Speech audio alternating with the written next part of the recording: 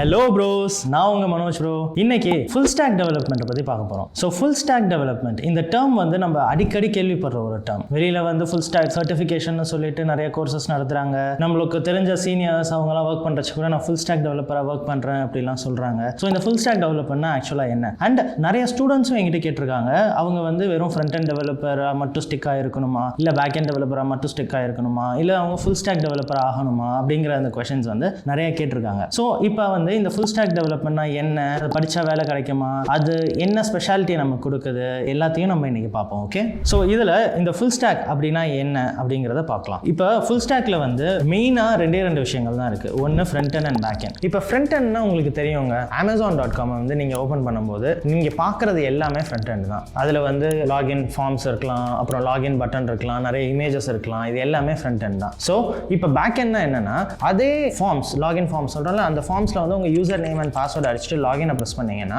அந்த user name and password வந்து back எண்டுக்கு போகும். அண்ட் பேக் எண்டில் வந்து உங்களோட யூசர் நேம் பாஸ்வேர்டு இருக்கா, வேலிடா அப்படிங்கிறத செக் பண்ணும். அப்படி வேலிட்னா பேக் எண்ட் ஃப்ரண்ட் எண்ட் கிட்ட வந்து இந்த மாதிரி ஒரு யூசர் இருக்காரு, அதனால லாகின் பண்ணலாம் அப்படிங்கிற இந்த இன்ஃபர்மேஷனை உங்கள் கிளைண்ட் சைடுக்கு சொல்லும், உங்கள் ஃப்ரண்ட் எண்டுக்கு சொல்லும். அப்படி சொன்னதுக்கப்புறம் உங்களால் வந்து ஒரு லாக்டான பேஜை பார்க்க முடியும். ஓரளவுக்கு உங்களுக்கு front end and back end அது ரெண்டுத்துலையுமே ஒர்க் பண்ண தெரிஞ்சதுனாலே உங்களுக்கு ஃபுல் ஸ்டாக்னு சொல்லலாம். இப்போ ஃப்ரண்ட் எண்ட் பார்த்துக்கிட்டிங்கன்னா பேசிக்காக உங்களுக்கு HTML, CSS, JavaScript தெரிஞ்சு உங்களுக்கு வந்து ஃப்ரண்ட் எண்டில் ஏதாவது ஒரு UI கிரியேட் பண்ண தெரியணும். அப்புறம் பேக் எண்டில் வந்து அந்த டேட்டாவை எடுத்து ப்ராசஸ் பண்ண தெரியணும். அதோட ஒரு அடிஷனல் திங் என்னன்னா, பேக் எண்டில் நீங்கள் யூஸ்வலாக ஒரு டேட்டாவை ப்ராசஸ் பண்ணுறீங்கனாலே மோஸ்ட் ப்ராபப்ளி நீங்கள் வந்து அது ஒரு டேட்டாபேஸில் போடுவீங்க. ஸோ இந்த திங்ஸ், இந்த 3 விஷயங்கள் மெயினாக இந்த back end and front end, அது கூட கொஞ்சம் டேட்டாபேஸ், இந்த விஷயங்கள் மட்டும் தெரிஞ்சாலே நீங்கள் உங்களை ஃபுல் ஸ்டாக் டெவலப்பர்னு சொல்லிக்கலாம். இந்த ஃபுல் ஸ்டாக் டேர்ம் எப்படி வந்துச்சு தெரியுமா? இந்த ஸ்டார்ட் அப்ஸ் இருக்குல்ல, ப்ராடக்ட் பில்ட் பண்ணும்போது அவங்க POCன்னு ஒன்று பில்ட் பண்ணுவாங்க. POCனா ப்ரூஃப் ஆஃப் கான்செப்ட். அவங்க சின்னதாக ஒரு சாஃப்ட்வேர் பில்ட் பண்ணி அது யூசர்ஸ்க்கு பிடிச்சிருக்கா இல்லையாங்கிறதுக்காக எல்லா யூசர்ஸ் கிட்டையும் அதை கொடுத்து பார்ப்பாங்க. அது எல்லா யூசர்ஸ் கிட்ட கொடுத்து அது எல்லா யூசர்ஸ்க்கும் பிடிச்சிருந்துச்சுன்னா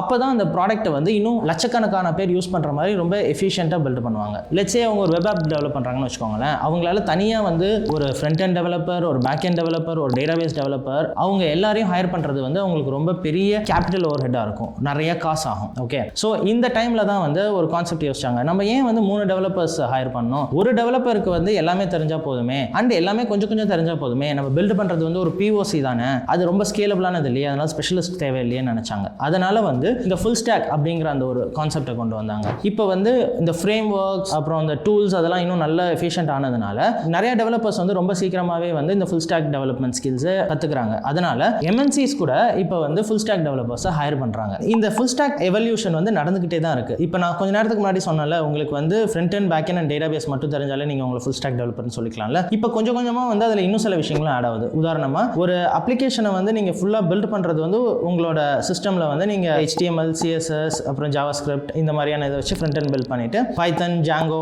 Ruby on Rails அந்த மாதிரியான பேக் எண்ட் ப்ராசஸிங் பண்ணுற ஒரு பேக் எண்ட் லாங்குவேஜை வச்சுக்கிட்டு நீங்கள் உங்கள் பேக் எண்ட் பில்ட் பண்ணிக்கிட்டு SQL, MySQL, அப்புறம் இல்லை NoSQL இந்த மாதிரியான ஏதாவது ஒரு டேட்டாபேஸை வச்சுக்கிட்டு உங்களோட டேட்டா ஸ்டோரேஜை நீங்கள் மெயின்டைன் பண்ணிக்க முடியும். ஓகே, அண்ட் இது மட்டுமே உங்களுக்கு பத்தாது, உங்களுக்கு ப்ரொடக்ஷனுக்கு இந்த அப்ளிகேஷன் எடுத்துகிட்டு போகணும்னா நீங்கள் வந்து ஒரு கிளவுட் ப்ரொவைடர், ஓகே, ஆன்லைனில் இருக்கிற ஒரு சர்வரில் வந்து இந்த சர்வரை டெப்ளாய் பண்ண வேண்டியிருக்கும். அப்படி டெப்ளாய் பண்ணுறதுக்கு வந்து உங்களுக்கு வந்து கொஞ்சம் லினக்ஸ் கமாண்ட்ஸ் தெரியணும். ஏன்னா வேர்ல்டில் மெஜாரிட்டி ஆஃப் அப்ளிகேஷன் சர்வரில் ரன் ஆகுறது வந்து லினக்ஸில் தான் ரன் ஆகுது. அதனால கொஞ்சம் லினக்ஸ் கமாண்ட்ஸ் தெரியணும் அதை டெப்ளாய் பண்ணுறதுக்கு. அண்ட் அதை நீங்கள் எங்கே டெப்ளாய் பண்ணுறீங்கன்னா, நான் சொன்ன மாதிரி AWS, GCPங்கிற மாதிரி கிளவுட் சர்வர்ஸில் டெப்ளாய் பண்ணுறீங்க. அப்போ அந்த கிளவுட் ப்ரொவைடர்ஸ் வந்து நீங்கள் எப்படி யூஸ் பண்ணுங்கிறத கொஞ்சம் கற்றுக்கணும். அது மட்டும் இல்லாமல் இன்னொரு சின்ன விஷயம், இப்போ யூஸ்வலாக நீங்கள் வந்து ஒரு சாஃப்ட்வேர் பண்ணும்போது அந்த சாஃப்ட்வேர் தனியால பண்ண மாட்டீங்க, மோஸ்ட் ப்ராபப்ளி ஒரு டீமோட தான் பண்ணுவீங்க. நீங்க எழுதுற கோட் எல்லாமே வந்து ஆர்கனைஸ்டா இருக்கணும். ஃபார் எக்ஸாம்பிள் வந்து எந்த கோடை எந்த நாள் யார் எழுதுனா அப்படிங்கிற அந்த இன்ஃபர்மேஷன், அப்புறம் நீங்க மாடிஃபை பண்ற அதே கோடை இன்னொருத்தர் மாடிஃபை பண்ணாருன்னா உங்க 2 பேருக்கு நடுவில் வந்து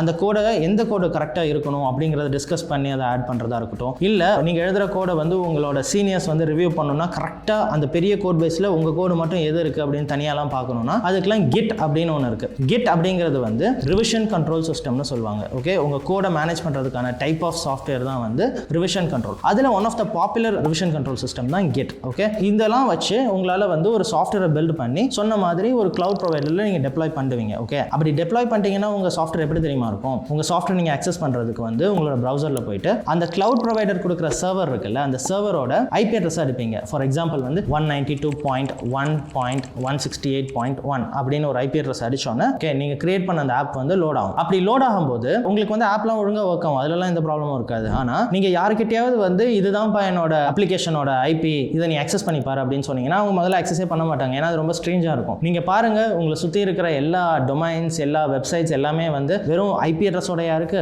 இல்லை, எல்லாமே ஒரு டொமைன் நேமோட கனெக்டடாக இருக்கு. ஃபார் எக்ஸாம்பிள் வந்து www.google.com இல்லை facebook.com அப்படின்னு ஒரு ரீடபிள் நேமா இருக்குல்ல. ஸோ அந்த ரீடபிள் நேம் தான் வந்து டொமைன். ஓகே, ஸோ நீங்கள் வந்து கிளவுட் சர்வீஸில் வந்து உங்களோட ஆப்பை பண்ணதுக்கப்புறம் உங்களுக்கு ஒரு ஐபி கிடைக்கும்ல, அந்த ஐபியை வந்து இந்த டொமைன் நேம் ஒன்று வாங்கி அதோட எப்படி கனெக்ட் பண்ணுறது அப்படிங்கிற இந்த ஸ்கில்ஸும் உங்களுக்கு தேவை. ஸோ இந்த விஷயங்கள்லாம் தெரிஞ்சதுன்னா ஒரு கம்ப்ளீட் ப்ரொடக்ஷன் ஆப் உங்களால் பில்ட் பண்ணி ஒரே ஆளாக சிங்கிள் மேன் ஆர்மியாக நீங்கள் அதை வந்து டெப்ளாய் பண்ண முடியும். ஓகே, ஸோ இந்த ஸ்கில் வந்து இப்போ நான் சொன்ன மாதிரி எம்என்சிஸ்லாம் கொஞ்சம் கொஞ்சமாக அதிகமாகிட்டே இருக்குது. இதை நிறைய பேர் ஹையர் பண்ணிகிட்டே இருக்காங்க.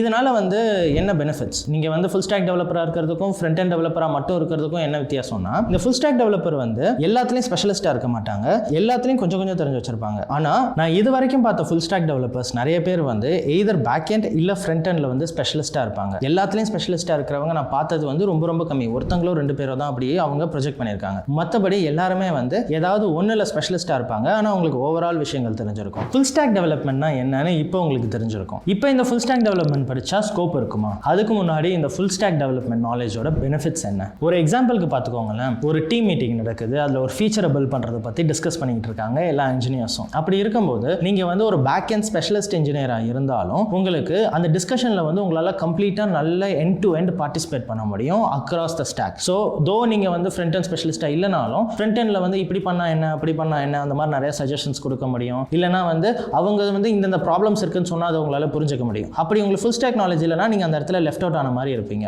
உங்களோட ஃப்ரண்ட் எண்ட் பார்ட்டோ இல்லை பேக் எண்ட் பார்ட்டோ வர வரைக்கும் நீங்கள் வெயிட் பண்ணிட்டு இருந்துட்டு அப்புறம் தான் உங்களால் பேச முடியும். அதே மாதிரி லீடர்ஷிப் பொசிஷன்ஸ்க்கு யூஸ்வலாக மூவ் பண்ணுறது வந்து இந்த ஃபுல் ஸ்டாக் டெவலப்மெண்ட் நாலேஜ் இருக்கிறவங்க தான் மூவ் பண்ணுவாங்க. அதுக்கான காரணம் என்னன்னா, இந்த ஃபுல் ஸ்டாக் டெவலப்பரில் இருக்கிறவங்களுக்கு எண்ட் டு எண்ட் எல்லாமே தெரியறதுனால ஃப்ரண்ட் எண்டில் வந்து ஓகே என்னால் இந்த ப்ராப்ளம் இருக்கிறதுனால எனக்கு வந்து இந்த ஃபீச்சரை பண்ண டைம் ஆகும் அப்படின்னு உங்களோட ஃப்ரண்ட் எண்ட் டெவலப்பர் சொன்னா அது உங்களால் புரிஞ்சுக்க முடியும். இல்லை உங்களால் வந்து அதுக்கு 2-3 ஹை லெவல் சஜஷன்ஸையாவது கொடுக்க முடியும். அதே மாதிரி ஒரு நல்ல ஸ்டார்ட் அப் ப்ராடக்ட் கிரியேட் பண்ணணும்னு உங்களோட ஐடியா இருக்குன்னா நீங்கள் ஃபுல் ஸ்டாக் டெவலப்பராக இருந்தீங்கன்னா POCன்னு முன்னாடி சொன்னால ப்ரூஃப் ஆஃப் கான்செப்ட், அதை நீங்களாவே யாரோட டிபெண்டன்சியும் இல்லாமல் நீங்களே கிரியேட் பண்ணி அது யூசர்ஸ் கிட்ட கொடுத்து உங்களால் வந்து உங்கள் ப்ராடக்ட்டை சக்ஸஸ் ஆக்க முடியும். அதே இது வந்து நீங்கள் வெறும் ஸ்பெஷலிஸ்ட் தான், உங்களுக்கு வந்து ஃபுல் ஸ்டாக் டெவலப்பர் நாலேஜே இல்லைனா நீங்கள் வந்து வேற யாராவது போய் தேடுவீங்க. அந்த நேரத்தில் எனக்கு வந்து ஒரு பேக் எண்ட் டெவலப்பர் தேவை, எனக்கு ஒரு டேட்டாபேஸ் டெவலப்பர் தேவை, அப்போ தான் என்னால் இந்த POC பில்ட் பண்ண முடியும் அப்படின்னு. இப்போ ஃபுல் ஸ்டாக் டெவலப்மெண்ட்டில் MERN அண்ட் மீன் டெவலப்மெண்ட் அப்படிங்கிறது தான் வந்து ரொம்ப பாப்புலராக இருக்குது. உங்களுக்கு கொஞ்சம் ஃப்ரண்ட் எண்ட் தெரிஞ்சு ஏதாவது ஒரு பேக் எண்ட் தெரிஞ்சிருக்குன்னு வச்சுக்கோங்களேன், அப்போ கூட உங்களை ஃபுல் ஸ்டாக் டெவலப்பர்னு சொல்லலாம். ஃபார் எக்ஸாம்பிள் வந்து நீங்கள் பேக் எண்டில் பைத்தன் யூஸ் பண்ணலாம், ஃப்ரண்ட் எண்டில் ரியாக்ட் யூஸ் பண்ணலாம். ஆனால் இந்த காம்பினேஷனை விட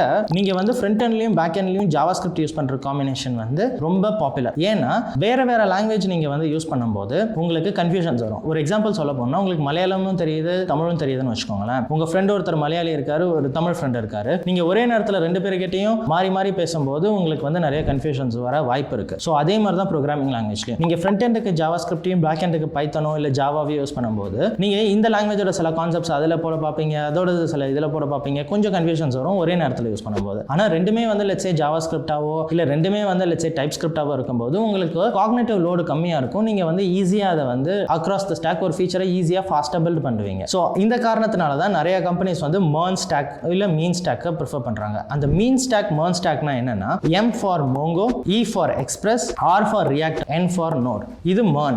மீன்ல பார்த்தீங்கன்னா அந்த R ஃபார் Reactங்கிறது வந்து A ஃபார் Angular ஆயிடும். இந்த 2 ஸ்டாக்மே வந்து ரொம்ப பாப்புலர். இந்த ஃபுல் ஸ்டாக் டெவலப்பர்ஸ்க்கு நிறைய ஜாப் ஓப்பனிங்ஸ் இருக்கு. மோஸ்ட்லி ஸ்டார்ட் அப்ஸ்ல இந்த ஃபுல் ஸ்டாக் டெவலப்பர்ஸ்க்கு நல்ல ஸ்கோப் இருக்கு. மெயினாக product based startups and MNCஸும் அந்த கான்செப்ட் இப்போ அடாப்ட் பண்ணிக்கிறதுனால வால்மார்ட், அமேசான் மாதிரி பெரிய கம்பெனிஸ் கூட இப்போ ஃபுல் ஸ்டாக் டெவலப்பர்ஸை ஹையர் பண்ணுறாங்க. நீங்கள் ஒரு ஸ்பெஷலிஸ்ட் டெவலப்பராக இருந்தாலும் பரவாயில்ல, உங்களுக்கு வந்து ஃபுல் ஸ்டாக் நாலேஜுங்கிறது எப்போவுமே ஹேண்டியாக இருக்கும். அண்ட் இன்னொரு அப்ரோச் பார்த்தீங்கன்னா நீங்கள் வந்து ஒரு ஃபுல் ஸ்டாக்காக மெயினாக கற்றுக்கிட்டீங்கன்னா அதில் அப்போ தான் உங்களுக்கு தெரியும் உங்களுக்கு UIல நிறைய டிசைனிங் பண்ண பிடிச்சிருக்கா இல்லை சர்வரில் நிறைய ப்ராசஸிங் பண்ண பிடிச்சிருக்கா அப்படிங்கிறது. அதை பேஸ் பண்ணி உங்களுக்கு ஸ்பெஷலைசேஷன் அதுக்கப்புறம் கூட நீங்கள் வளர்த்துக்கலாம். ஃபுல் ஸ்டாக் ஜாப் ஆப்பர்ச்சுனிட்டிஸ் நிறைய இருக்குன்னு சொல்கிறேன். எவ்வளோ இருக்குன்னு பார்ப்போமா? பெங்களூரில் நாக்ரியில் எவ்வளோ ஜாப்ஸ் தெரியுதுன்னு பார்ப்போம். இப்போ naukri.comல ஃபுல் ஸ்டாக் டெவலப்பர் அப்படின்னு கீவேர்டை கொடுத்துட்டு பெங்களூர் அப்படிங்கிற லொக்கேஷனை செலக்ட் பண்ணுறோம். ஸோ இதில் பார்த்தீங்கன்னா 13,392 ஜாப்ஸ் இப்போ அவைலபிளாக இருக்குது. பெங்களூரில் மட்டும். ஸோ இதில் பார்த்தாலே தெரியுது நமக்கு ஃபுல் ஸ்டாக் டெவலப்பருக்கான ஆப்பர்ச்சுனிட்டிஸ் ரொம்ப நிறையவே இருக்குது. ஸோ ஃபுல் ஸ்டாக் டெவலப்மெண்ட்டில் நிறைய ஆப்பர்ச்சுனிட்டிஸ் இருக்குது. வேலை கிடைக்குமா கிடைக்காதுங்கிற பயம் வேணாம். சில வருஷங்களுக்கு முன்னாடி நீங்கள் ஃபுல் ஸ்டாக் டெவலப்மெண்ட் பண்ணணும்னா நீங்கள் வந்து ஃப்ரண்ட் எண்டில் ஜாவாஸ்கிரிப்ட் யூஸ் பண்ணணும், பேக் எண்டில் பைத்தன் இல்லை ஜாவாங்கிற மாதிரி வேறு ஏதாவது லாங்குவேஜ் யூஸ் பண்ணணும். ஆனால் இப்போ ஜாவாஸ்கிரிப்ட் எக்கோசிஸ்டம் நல்லா டெவலப் ஆனதுனால நீங்கள் ஜாவாஸ்கிரிப்டே ஃப்ரண்ட் எண்ட் அண்ட் பேக் எண்டில் யூஸ் பண்ணலாம். ஃபுல் ஸ்டாக் டெவலப்மெண்ட்டை ரொம்ப ஈஸியாக பண்ண முடியும். இன்னும் உங்களுக்கு ஏதாவது டவுட் இருந்துச்சுன்னா நீங்கள் கமெண்ட் செக்ஷனில் கமெண்ட் பண்ணுங்கள். We'll discuss.